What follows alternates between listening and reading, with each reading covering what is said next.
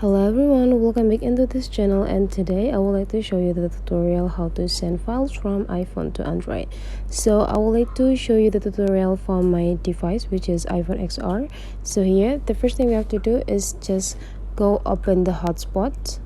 We need to activate the hotspot and make the other device that we will send the files to, connect into our hotspot. So this step is need to be connected with the same Wi-Fi. Okay, now I already connect the other device with my hotspot here, you can see. And now the next thing we have to do is just go open the Safari, and after that we need to go click open the snapdrop. Okay, I would like to show you from the beginning. So let's just create the new tabs, and after that in the search button just type snapdrop, and after that you just need to go click search.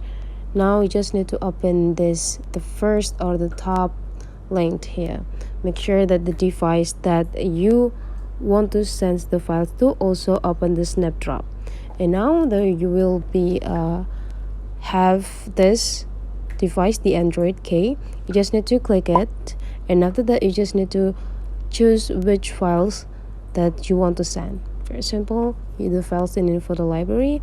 Now you just need to click it, and after that you just need to choose the files that you want to add or you want to send, and just click add.